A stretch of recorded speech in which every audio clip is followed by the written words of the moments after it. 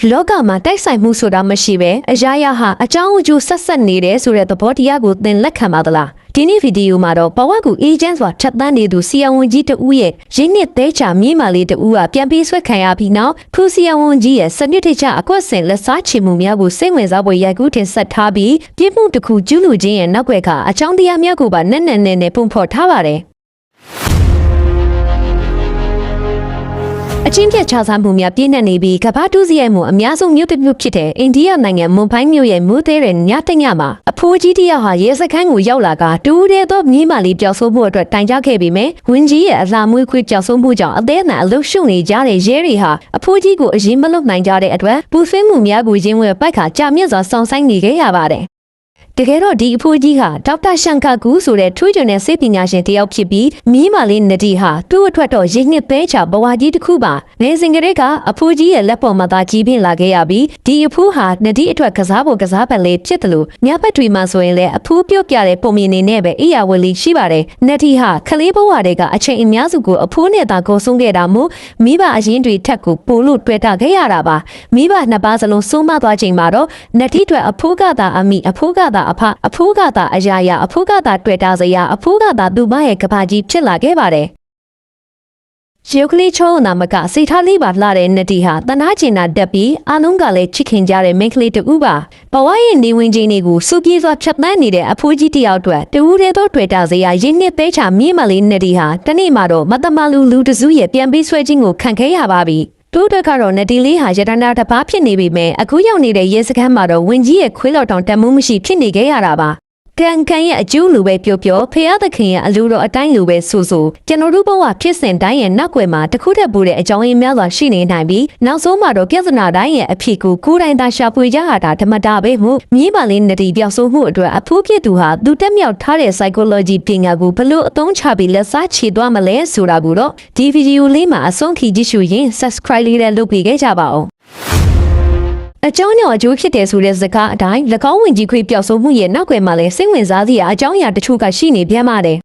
RAM ဆိုတဲ့လူငယ်လေးတယောက်ဟာစာတော်ပြီး B-Tech ဘွဲ့ကိုရထားပြီးမြဲအိန္ဒိယမှာအလုပ်ရှာမရတာကြောင့်အမေရိကကိုထွက်နိုင်မှုရအချိန်ပိုင်းကက်စီမောင်းပြီးငွေစုနေတာပါဘဝကိုရုန်းကန်နေရင်ကြိုးစားသလောက်အရာမထင်တဲ့အခြေအနေမှာလူငယ်တို့တဘဝအတိုင်းငွေရဖို့ဒီတာအဓိကဖြစ်ပြီးလက်တငယ်ချင်းဖြစ်တဲ့ဒီဝါနဲ့အတူဝိရစီဝါအယောင်းဝယ်တချို့ကိုလည်းရန်ဖိုင်ညံခါလုပ်လေရှိပါတယ်ဒီဝါနဲ့ brand ဟာ gangster တူဦးဖြစ်သူပြောင်ကြီးရဲ့ပစ္စည်းတွေကိုခွေများရဲ့ level 2အတွင်းသူဝက်ခါဖြန့်ပြူပေးနေတာပါဒီဝါဟာလောင်ကစားဝါသနာပါသူပြီးပစ္စည်းဘိုးတွေကိုပြန်မအပ်ဖဲကာစီနီယုံကိုသွားကကန်တရားပေါ်ရင်းနှီးမြှုပ်နှံတာကြောင့်ကန်တရားဟာလည်းပြန်လဲမျက်နှာသာပေးကအချင်းကြီးမြောင်းငယ်ကန်ချခဲ့ပြီးမှုပြောင်ကြီးရဲ့ပေါ်သိမ့်နဲ့ချီတဲ့အကျွေးတွေတင်နေပါတယ်ဒါပေမဲ့ဒီဝါဟာအချင်းတော့မဟုတ်ပါဘူးမြို့နယ်တစ်ခုရဲ့မျက်နှာဖုံးလေးဖြစ်ဂိုင်းစတာတယောက်လေးဖြစ်တဲ့ဘွားတို့ကြီးဗက်ကီယာရဲ့မွေးစားသားဖြစ်တဲ့အပြင်ဗက်ကီယာဟာသူ့ရဲ့သမီးအရင်နဲ့ပါလက်ထပ်ပေးပြီးသမတ်တော်ဘူးထိရီမှန်ထားကအရာရာကိုအလိုလိုက်ခံထားရသူတဦးပါမွေးစားအမေဗက်ကီယာဟာနွားနုလုပ်ငန်းအပြင်ကားအစီးရရာနဲ့ချီပိုင်ဆိုင်ထားပြီးတန်ငယ်ချင်းဖြစ်သူရန်ကိုလည်းအလုပ်တစ်ခုပေးထားတာပါမွေးကျင်တဲ့ခွေပြားပုံတူးဆိုတဲ့စကားအတိုင်းတချို့သောသူတွေဟာအရာရာအစဉ်ပြေးနေတဲ့ဘဝကြီးကိုညှိငွေကကန်တရားကိုလက်တဲ့ဆန်ပြီးပြဿနာကိုမိထွန်ရှာတတ်ကြပါတယ်ဂိုင်းစတာပြောင်ကြီးဟာဒေဝါရဲ့မွေးစားအမိဗက်ကီယာအပိုင်စားတဲ့နေမီမှာမူရစီဝါဖြန့်ပြူးခြင်းနေပြီးဗက်ကီယာနဲ့အလုပ်တွဲလို့ခွင့်ရရင်အကျွေးတွေအကုန်လျှော့ပေးမယ်ဆိုတာကြောင့်ဒေဝါဟာအင်ကိုခေါ်လာခဲ့ပြီးမြဲဗက်ကီယာကတော့နွားနုကိုသာရည်ရောမယ်လူငယ်တွေကိုအစိမ့်မခတ်ဘူးဆိုကပါရိုက်လွတ်လိုက်တာကြောင့်ပြောင်ကြီးတို့လည်းအောက်သက်နဲ့ပြန်သွားခဲ့ရပြီးဒေဝါကလည်းမူရစီဝါနဲ့ပတ်သက်မယ်ဆိုရင်သူအမွေဖျက်ရလိမ့်မယ်ဆိုကဝန်ဒင်ပြီးသွားခဲ့ပါတယ်ဒီဝါနဲ့ brand ဟာငယ်စဉ်ကတည်းကအတူကြီးပြင်းလာကြတဲ့တန်ငယ်ချင်းအရင်ကြီးတွေဖြစ်နေပြီပဲကန်တရားတွေကတော့ကွာခြားနေခဲ့ပါတယ် brand ဟာဘွဲတစ်ခုသာရှိပြီးအတွေ့အကြုံမရှိတဲ့ပြင်ငွေကြေးပါအလုံးလုံးမတက်နိုင်တဲ့သူမှုဘင်္ဂလားဒေ့ရှ်ကတောင်မလူကြီးမိမဲ့ brand ကတော့အမေရိကမှာအမေရိကဖြစ်နေတာကြောင့် agency ကရူပီ330ယူလာဖို့ပြောကနှင်ထုတ်ခဲ့ပါတယ်အခန်းထဲကပြန်ထွက်ချင်းမှာပဲစတရာဆိုတဲ့ဝန်ထမ်းမိမလာလေးတဦးနဲ့အမှတ်မထင်ဆုံတွေ့မိခဲ့ပါတယ်လှန်ထမ်းလာတာသာမြင်ရပြီးကန်ထမ်းလာတာမမြင်ရဘူးဆိုတဲ့စကားအတိုင်းပဲတချို့သောကန်ဆိုးမှုတွေရဲ့နောက်ွယ်မှာကန်ကောင်းခြင်းတွေဟာလည်းအတွဲပါလာလိရှိပါတယ်အမှတ်မထင်ဆုံတွေ့မှုမှာဒီအမှတ်တရများစွာနဲ့ချစ်ချင်းအကျဉ်းနာများဝင်းရံလျက်ရန်ရဲ့ဘဝကြီးဟာစတင်စုပြေလာခဲ့ပါတယ်အခုချိန်မှာတော့ရန်ရဲ့ရီမန်းချက်တွေဟာ American Dream တသက်မဟုတ်တော့ပဲတူဦးတဲ့သောအမေဖြစ်သူနဲ့ချစ်ရသူစတရာတို့ကိုခေါ်ဟာအမေရိကမှာထာဝရအခြေချနိုင်ဖို့ဒီညှို့မှန်းချက်တွေကတောက်ပြောင်ကြီးမှနေခဲ့ပါပြီ တူတော့ဖဖေးဘူးရှိပေါက်တဲ့ညောင်မင်းဓာတိခံရတယ်ဆိုတဲ့စကားလိုပဲရန်ရဲ့ဘဝကြီးဟာစူပြေစားပြူလာပြီမဲ့ပြဿနာမီးထွန်းရှာတတ်တဲ့ဒီဝရဲ့အပူမီးတွေဟာရန်ရဲ့ဘဝကိုပါထင်ဟပ်လာစေခဲ့ပါတယ်။ပြောင်ကြီးဟာအကျွေးတွေမဆက်နိုင်ရင်အမီးဖြစ်သူတဲ့တိုင်မယ်ဆိုတာကြောင့်အမွေဖြတ်ခံရမှာကြောက်တဲ့ဒီဝဟာလည်းဓမြတိုက်ပြန်ပေးစတခုခုနဲ့ငွေရှာဖို့ရန်ကိုအဖို့နှီးခဲ့ပါတယ်။ရန်ကအစောပိုင်းမှာလက်မခံခဲ့ပေမဲ့တက်ဆီမောင်းရင်ခီးတဲ့တယောက်ရဲ့ဖုန်းပြောတန်ကိုကြားကရူဘီ330ဆိုတာသူတို့လိုအခြေခံလူဒန်းစားတွေအတွက်အသေးအံရုန်းကန်နေရပေမဲ့တထီးတွေအတွက်ကတော့ခလေးမွေးနေပွဲအသုံးစရိတ်လောက်ပဲရှိတာကိုသိလိုက်ရပြီးတဲ့နောက်အရန်ဖြစ်ချင်နေတဲ့ American Dream ကိုအကောင့်ထဲဖော်နိုင်မှုရဒေဝရဲ့အကြံအတိုင်းဓမြတိုက်ဖို့ဆုံးဖြတ်ခဲ့ပါတယ်လေးစားပွိုင်တာများကိုအသုံးပြုကစနိုက်ပါနဲ့ချိန်ထားတဲ့အောင်ဟန်ဆောင်ပြီးရူပီ330ကိုဓမြတိုက်နိုင်ခဲ့ပါတယ်။ American Dream အတွက် agency ကိုသွင်းရမယ့်ငွေရူပီ330ရရှိလာခဲ့ပြီဖြစ်ပေမဲ့ဒီဝအတွက်ပြောင်ကြီးရဲ့အထွေးတွေကိုဆက်နိုင်မှုရငွေထက်လိုနေသေးတာကြောင့်ကာစီနိုယုံကူသွားကငွေကူသွားပြီးနှစ်နဲ့မြောက်ပြီးမဲ့လေးနဲ့ပြန်အစားခံလိုက်ရတာကြောင့်အကြံအဖန်နဲ့အင်ထုလာတဲ့ရူပီ330ဟာလည်းပြောင်းလူနီးပါဖြစ်သွားခဲ့ရပါတယ်။ရက်ဟာလက်ကျန်9သိန်းကိုယူက agency ကိုပထမအရစ်အနေနဲ့ငွေသွင်းထားလိုက်ပါတယ်။အစိုက်ရှိတနောင်နောဆိုတဲ့စကားအတိုင်းပဲများပြားလာတဲ့ပတ်စံတွေကိုမတမားတဲ့နည်းနဲ့အလွယ်ကလေးရှာလို့ရမှန်းသိလာတဲ့ Run ဟာသူ့ရဲ့မဟာအင်မက်တွေအကောင့်ထဲပေါ်ဖို့နောက်ထပ်ပြည့်မှတ်တစ်ခုကိုချိန်ရွယ်လိုက်ပါတယ်။ဒါကတော့ပြန်ပြီးဆွဲမှုပါ။ဝင်ကြီးတူဦးရဲ့ခွေးကို Ruby 350နဲ့ပြန်ပြီးဆွဲလာခဲ့ပါတယ်။ဝင်ကြီးခွေးပြောက်တဲ့ကိစ္စဟာနေမြေကန်ရဲစခန်းနေအထိပါဂရီးရိုက်သွားခဲ့ပြီးဒေါက်တာရှန်ကာဂူရဲ့လူပြောက်တိုင်ကြားမှုဟာလည်းကြောင်းထိုးခံခဲ့ရပါတယ်။အဖိုးကြီးဟာသူအတက်သမျှချေရတဲ့မိမလေးရဲ့အတွက်နိုင်များစွာစောင့်ဆိုင်နေခဲ့ရပြီးမြဲနောက်ဆုံးမှာတော့စခန်းမှုထံကခလေးဟာငယ်တော့တဲ့အရွယ်မဟုတ်တာမို့လို့စိတ်ပူစေရမလို့ဘူးဆိုတဲ့ခပ်ပေါ့ပေါ့စကားကိုသာကြားလိုက်ရတဲ့အတွက်အတော်လေးကိုစိတ်ပြတ်သွားခဲ့ရပါတယ်။တချို့နိုင်ငံတွေမှာလူတယောက်ရဲ့ဖြစ်တည်မှုကငွေကြီးသို့မဟုတ်အာဏာပါဝါမရှိဘူးဆိုရင်ခွေးတစ်ကောင်လောက်တောင်တန်မိုးမရှိဘူးဆိုတာညင်းနေရတဲ့အမှန်တရားတစ်ခုပါ။ထို့နောက်အလောင်းနေမူးလေတက်တဲ့ယောဂါကြောင့်အမှုမလိုက်ခိုင်းမဲ့တောက်တူမေရဆလစ်ကွင်းရဝယ်ဖို့သာသုံးတဲ့စန္ဒရာဆိုတဲ့အရာရှိငယ်တဲ့အမှုကိုထို့အခါစခန်းမှုကကောင်းဆောင်သွားခဲ့တဲ့အတွက်ဒေါက်တာရှန်ကာကူဟာ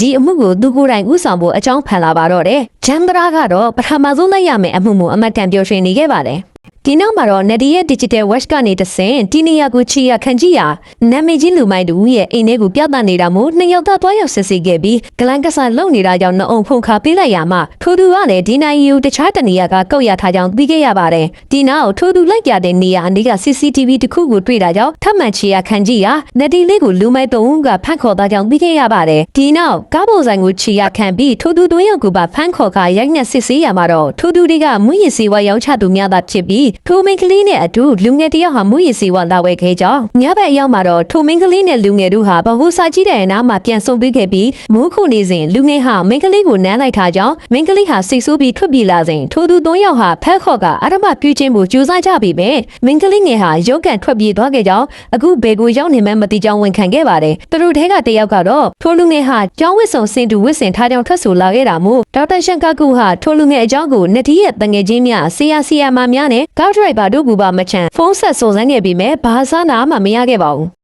ကျန်ဒရာဟာထိုသူများကားထဲမှာမင်္ဂလိရဲ့လွဲကိုရှာတွေ့ခဲ့ပြီးဒေါက်တာရှန်ကာကူဟာထုတ်ကြည့်လိုက်ချိန်မှာတော့သူ့အတွက်မွေးနေ့လက်ဆောင်အဖြစ်ဝယ်ပေးထားတဲ့ပြဆက်စာအုပ်တစ်ခုကိုတွေ့လိုက်ရထူစာအုပ်မှာတဆင်စာအုပ်ဆိုင်ရဲ့လိပ်စာကိုမြင်ပြီးနောက်အကြံတစ်ခုရသွားခဲ့ပါတယ်ဒေါက်တာရှန်ကာကူနဲ့ကျန်ဒရာတို့လည်းညာရင်းချင်းစာအုပ်ဆိုင်ကိုပြေးက CCTV ကိုစစ်ဆေးကြည့်ခဲ့ရမှာတော့ထိုလူငယ်ဟာအစိုးရအာဏာပိုင်တူရဲ့တာမှန်သိသွားခဲ့ပါတယ်ထိုလူငယ်ရဲ့အိမ်ကိုတွားရောက်စုံစမ်းခဲ့ပြန်ရလူငယ်ဟာအိမ်မရှိမနေပဲတငယ်ချင်းများနဲ့စားသွက်ချက်တဲ့ဆိုကဖခင်ကဖုန်းခေါ်ခဲ့ပြီးမြဲထိုလူငယ်ဟာတငယ်ချင်းနေနဲ့အိမ်မှာဆေးရှူနေပြီးဖြစ်ချင်တိုင်းဖြစ်နေခဲ့ကဖုန်းကိုယ်တိုင်မကန်ခဲ့ပါဘူးထို့နောက်ထိုလူငယ်ထိုင်လိုက်သွားချိန်မှာတော့လူငယ်ဟာဒေါက်တာရှန်ကာကူကိုမြင်ရင်ပဲကြောက်လန့်တုန်လှုပ်သွားခလူမကြီးရပဲဖြစ်သွားခဲ့တဲ့အမှားဖြစ်ကြောင်းလက်ဦးချီကတောင်းပန်နေခဲ့ပါတယ်တကယ်တော့ထိုလူငယ်ဟာNadiကိုနမ်းမိတဲ့ကိစ္စကိုသာပြန်လဲတောင်းပန်နေခဲ့တာဖြစ်ပြီးNadiပြန်ပြီးဆွဲခံရတဲ့ကိစ္စကိုသူလည်းမသိရှိခဲ့ပါဘူးဒါပေမဲ့Nadiဟာတက္ကစီတစ်စီးကိုငှားစီသွားကြောင်းနဲ့ထိုတက္ကစီမှာနော်ဟော့စတစ်ကာတစ်ခုကတ်ထားကြောင်းသိခဲ့ရပါတယ်ထိုနော်ဟော့စတစ်ကာနဲ့ကားဟာဒီဝရဲ့မွေးစားအမေဗကီယာပိုင်းနဲ့တက္ကစီတွေဖြစ်နေပြီးတော့တမျိုးလုံးအနှံများပြားနေတာကြောင့်ဒေါက်တာရှန်ကာကူလူလည်းလက်လျှော်လိုက်ရပါတယ်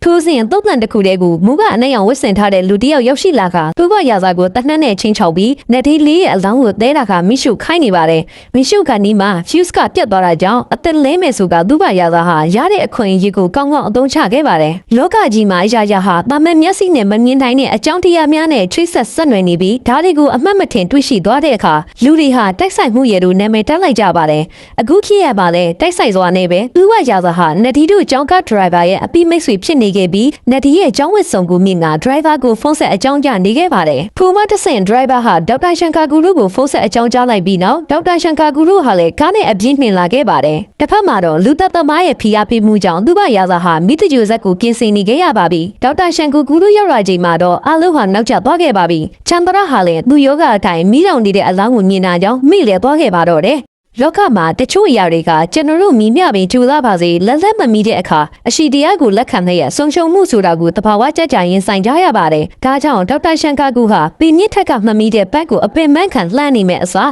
းဘီစီကိုခုတ်လေဖို့ဆုံးဖြတ်ခဲ့ပါတော့တယ်။ကျန်ဒရာဟာတန်ရှင်ရေးသမားအနေနဲ့ဗကီယာထံအလွတ်ဝင်ခဲ့ပြီးနဒီပြောက်ဆုံးတဲ့အချိန်နေရာနဲ့ကားဝယ်တဲ့ဆွေးရင်ကိုတိုက်ဆိုင်စစ်ဆေးခဲ့ရမှာနဒီကိုတင်ဆောင်သွားတဲ့ကားဟာရမ်မောင်းတဲ့ကားဖြစ်ကြောင်းနဲ့ရန်ရဲ့ကူကြီးအချက်လက်တွေကိုပါသိရှိခဲ့ရပါတယ်။ဝင်ကြီးခွေးကိုပြန်ပြီးဆွဲခဲ့တဲ့ run ငွေအတွက်ဆိုဘာမဆိုလုံးမဲ့ဒီဝါနဲ့ချီးရတဲ့မြေးမာလေးအတွက်ရေဆုံးမြေဆုံးလိုက်လံလက်စားချေမဲ့ဒေါက်တာရှန်ကာဂူရုရဲ့သုံးဝက်ဆိုင်အမှုဟာတဖြည်းဖြည်းနဲ့လာခဲ့ပါပြီ run ဟာထိုးစံအတိုင်းစနိုက်ပါအတူတစ်ခုကိုဖန်တီးကခွေးနဲ့ ruby သိန်း90ကိုအပေးယူလုံနေစဉ်တစ်ဖက်ကလှမ်းပစ်လိုက်တဲ့ပတ်စံအိတ်ဟာတတိုင်းမော်ကိုတင်သွားတာကြောင့်စနိုက်ပါပစ်ကွင်းကိုကွဲသွားချိန်ပါလာတဲ့ရဲတွေဟာစနိုက်ပါအယုတ်ကိုမှန်အောင်ပစ်ခတ်နိုင်ခဲ့တာကြောင့် run တယောက်ဖုတ်မရတမဆိုဖြစ်သွားခဲ့ပါတယ်အကျိုးဆက်အနေနဲ့ဒီဝါဟာလည်းအကျွေးမဆက်နိုင်တော့တာကြောင့်ပြောင်ကြီးတို့ဘက်ကဖမ်းခေါ်သွားခဲ့ပါတယ်တိုက်ဆိုင်စွာပဲဒီဝါကိုဖမ်းခေါ်သွားစဉ်ပြောင်ကြီးတို့ရဲ့ပစ္စည်းတွေကိုလည်း CIA အရာရှိတယောက်ကဖမ်းဆီးလိုက်ကြောင်းသတင်းတက်လာခဲ့ပါတယ်ဒီအချိန်မှာဒီဝါဟာပစ္စည်းတွေကိုသူပြန်ယူလာပေးနိုင်ကြောင်းအာမဘန်တွေခန့်ကအပေးယူတစ်ခုလုပ်ခဲ့ပြီးရန်ကိုသွားရောက်စီယုံခဲ့ပြန်ပါတယ်ရမ်ကဥဆောင်ပြီး၎င်းပြည်စီဝါများကိုဖမ်းဆီးထိန်းသိမ်းထားတဲ့အရာရှိရဲ့အင်ကိုဖောက်ခွင်းဝင်ရောက်နိုင်မှုချန်စီရပါတော့တယ်ဒေါက်တာရှန်ကာကူကလည်းရန်ရဲ့အမေကိုသွားရောက်တွေ့ဆုံကရန်နဲ့ဒီဝါတို့ရဲ့ပြန်ပြေးဆွဲလူသက်မှုများအကြောင်းကိုပြောပြနေခဲ့ပြီးအမေဖြစ်သူကတော့သူသားလေးရန်ရဲ့လုပ်ရက်တွေကိုမယုံကြည်နိုင်ဖြစ်နေရပါတယ်ဒီနောက်မှာတော့အမေဖြစ်သူဟာရန်ကိုမျက်ခြေမပြတ်ထောက်လှမ်းနေခဲ့ပါတယ် CIA အရာရှိရဲ့အိမ်မှာတော့အစင်းမြင့်လုံခြုံရေးစနစ်ရှိတာကြောင့်ဖောက်ခွင်းလို့ရရင်တော့ဖုန်းထဲကိုအလံပေးမှမို့အရာရှိရဲ့ကားကို GPS ခိုးတက်ထားခဲ့ကြပြီးလှုပ်ရှားမှုတွေကိုထောက်လှမ်းနေခဲ့ကြပါတယ်ဒီအကြောင်းအရာတွေကိုဒေဝနဲ့ရန်တို့နှစ်ယောက်ဖုန်းဆက်ပြောနေစဉ်မိခင်ဖြစ်သူဟာရောက်ရှိလာခဲ့ပြီးရန်တို့တတိမထားမိခင်မှာကိုပဲရန်တို့ကားထဲမှာကြကြံခဲ့တဲ့နဒီရဲ့အကြောင်းသားကက်ကူပြကရန်ကိုမင်းနေရမှာတော့ရန်ကလည်းမငင်းတာတော့ပဲအမှန်တိုင်းပြောပြခဲ့ရပါတော့တယ်ချစ်စင်ကတော့ရန်ဟာခွေးကိုပြန်ပြီးဆွဲလာခဲ့စဉ်ဒီဝဟာတဲ့ညဘက်ကြီးမူးရတဲ့ကားလာငှားခဲ့တဲ့နဒီကိုပြန်ပြီးဆွဲလာခဲ့တာဖြစ်ပြီးရန်ကတော့ပြန်လှုပ်ပေးခဲ့ခြင်းမိမယ်ဒီဝဟာရန်ရဲ့စိတ်ကိုကျူးသိနေတာမှုတောက်မဲ့ဖီယာပလင်းတဲ့ကိုစိတ်ခတ်ထားခဲ့တာပါဒီနောက်မှာတော့နဒီဟာယုံရင်ကန်ရင်နဲ့လွတ်မြောက်သွားခဲ့တာကြောင့်ဒီဝဟာမရမကလိုက်ဖန်ရင်အယံမှုလွန်နေတဲ့အပြင်မင်းကလေးတယောက်ရဲ့အထီးတွေကြောင့်စိတ်မထိန်နိုင်တော့ပဲအထမပြုတ်ချင်ခဲ့ပါတယ်ဒီနောက်မှာတော့ဒီဝနဲ့မင်းကလေးတို့ယုံရင်ကန်ရင်တိုက်ခိုက်ကြပြီးလက်လုံကနဒီလေးဟာသေဆုံးသွားခဲ့ရတာပါထို့နောက်ရန်စီးပြေကပြန်နှုတ်လာချိန်မှာတော့နဒီလေးဟာသေဆုံးနေပြီဖြစ်ပြီး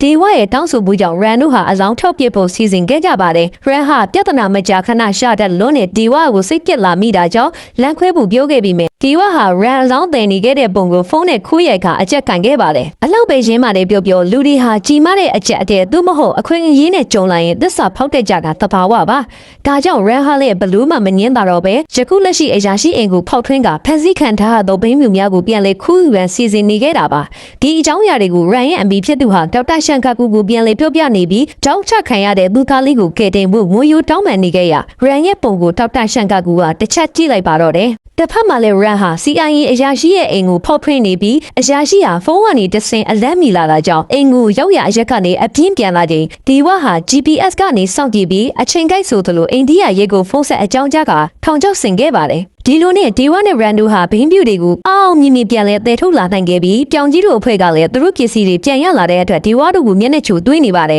ဒီဝကတော့အငဲကြောင်နေရတဲ့ပြောင်ကြီးကိုအထက်စီးကနေပြန်ဆက်ဆံနိုင်ခဲ့ပါပြီဒီဝဟာပတ်စံပူပေးဖို့အထက်စီးကနေပြောခဲ့ပြီးပြောင်ကြီးကလည်းစည်ရင်ရှင်းပေးမယ်ဆိုကအခန်းတစ်ခုတည်းခေါ်သွားခဲ့ပြီးနောက်တစ်နေ့မနက်မှာတော့မြစ်ထဲမှာအလောင်းတစ်ခုမျောလာခဲ့ပြီးသေချာစစ်စစ်ကြီးလိုက်တဲ့အချိန်ဒီဝရဲ့အလောင်းဖြစ်နေခဲ့တာပါချက်ချင်းဆိုသလိုမွေးစားမီဗကီယာဟာရောက်ချလာခဲ့ပြီးရဲတွေအနေနဲ့ဒီအမှုကိုလက်ဆောင်ထားဖို့နဲ့သူကိုယ်တိုင်တရားခံကိုအပြည့်ပေးမယ်ဆိုကကြုံဝသွားခဲ့ပါတယ်တစ်ဖက်ကရန်လာလည်းအခန်းတစ်ခုထဲမှာပြောင်ကြီးလူတွေဝိုင်းငယ်ကခန်းနေရပါတယ်သို့တော့ရန်ဟာအလုံးကိုပြန်ပြီးအမှောက်သိပ်လိုက်တဲ့အပြင်ခေါင်းဆောင်ပြောင်ကြီးကိုပါပုံစံပြန်ပေးလိုက်တာကြောင့်ပြောင်ကြီးကလည်းကြောင်းနဲ့တကြတောင်းပန်နေခဲ့ရပါပြီဒီနောက်မှာတော့ပြောင်ကြီးဟာသူတို့ယူလာတဲ့ဘိန်းပြူတွေဟာအထုတွေဖြစ်နေကြောင်းပြောပြလိုက်ရရန်ကလည်းအံ့ဩသွားခဲ့ရပါတယ်ဒီနောက်အစ်စ်ကိုပြန်ရှာပေးမယ်ဆိုကတွေပေါင်းများစွာနဲ့ထွက်လာခဲ့ပြီးလက်ပေးဆိုင်တစ်ဆိုင်မှာထိုင်ကဖြစ်စဉ်များကိုပြန်လဲသုံးသပ်နေစဉ်ဂျန်တရာဟာရောက်ရှိလာခဲ့ပြီးရန်ကိုဘိန်းပြူတွေအကြောင်းစဉ်းစားနေတာလားဟုစကားဆကရန်ကိုတိုင်းတော့စဉ်းစားမရတဲ့ပု္ပ္ပစာတွေကိုတခန်းကြီးအဖြစ်ထုတ်ပြနေပါတော့တယ် တကယ်တော့ဒီဝါဟာ run နဲ့ဆင်ကန်းလိုက်တဲ့ဘင်းပြူတွေကိုသဲဆောင်ကပြန်ထွက်လာစဉ် run ရဲ့အမိဖြစ်သူကလမ်းကနေစောင့်တာခဲ့ပြီးစီကန်းတစ်ခုကိုလိုက်ပို့ခိုင်းက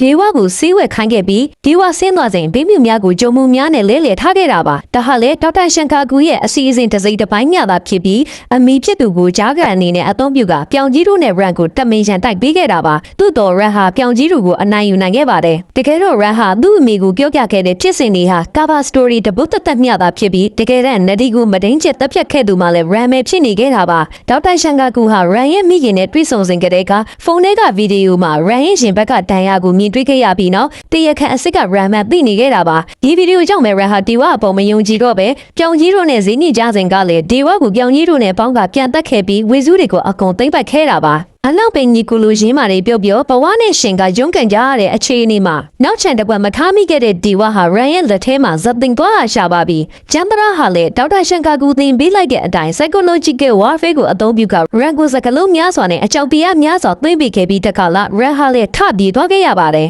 နောက်တစ်နေ့မှာတော့ဒေါက်တာရှန်ကာကူဟာတစ်နှစ်တလက်ထဲကိုကြီးစံအတီးဖြည့်က run ရဲ့ချစ်သူမိမလာလေးစောက်တရာထံသို့ရောက်ရှိလာခဲ့ပါတယ်ဒီဝါပေါ်ကရုံးပေါ်တိတ်ခွက်ကကွက်ကြော်ရိုက်ခဲ့တဲ့ run ဟာဒေါက်တာရှန်ကာကူနဲ့အတွေ့မှာတကွက်နှုတ်ကြကြံခဲ့ပါပြီတကယ်တော့စက်တရာဟာဒေါက်တာရှန်ကာကူရဲ့လူနာတယောက်ဖြစ်ခဲ့ပြီးရှင်းနှစ်အရွယ်တဲ့ဟာသူမဟာလည်းပြန်ပြီးဆွဲခံခဲ့ရကလိန်ကျန်းဖတ်မှုကိုခံထားခဲ့ရတာကြောင့်စိတ်ပိုင်းဆိုင်ရာထိခိုက်မှုများရှိခဲ့ပြီးဒေါက်တာရှန်ကာကူနဲ့နှစ်ရှည်လာများပြသနေရတဲ့လူနာတဦးပါဒေါက်တာရှန်ကာကူဟာစက်တရာရဲ့မသိစိတ်အတွင်းတနေရာမှာပုံအောင်နေတဲ့တဏှာယူရီရဲ့ပေါ်အကြောက်တရားကိုပြန်လည်နှုတ်ထစေကဒေါသအဖြစ်ကိုပြောင်းလဲပြီးခဲ့ပြီးနောက်အသိပါလာတဲ့တနက်ကိုလက်ဆောင်ပြီးပြီးတခါလာစက်တရာရဲ့မျက်ဝန်းတင်ကအမဲချက်တော်မဲ့ကြားရင်တရံသွေးဆူလာခဲ့ပါတယ်ခုစဉ် run ဟာလည်းရောက်ရှိလာခဲ့ပါပြီလူဝိုင်ကြီးမြတ်ကိုတယောက်တည်းအဖောက်သိခဲ့တဲ့ run ဟာသူလုပ်ခဲ့တဲ့ပြစ်မှုတွေအပါအဝင်ဒေါက်တာရှန်ကာကူရဲ့စိတ်ပိုင်းဆိုင်ရာထိုးနှက်ချက်တွေကြောင့်တွတ်တွတ်မြပင်မလို့ရဲပဲငင်းကုန်နေရရှာပါတယ်ဒေါက်တာရှန်ကာကူပြန်ထွက်လာပြီးခဏအကြာမှာပဲစက်တရာဟာ run ကိုတနက်နဲ့ပြစ်တက်လိုက်ပါတော့တယ် run ဟာအသက်ကိုသာမကအချစ်တွေကိုပါဆုံးရှုံးရတော့မှမို့စက်တရာထိုင်ကိုအသနာခံကခွင့်လွှတ်မှုကိုတောက်ခံခဲ့ပြီးမြဲ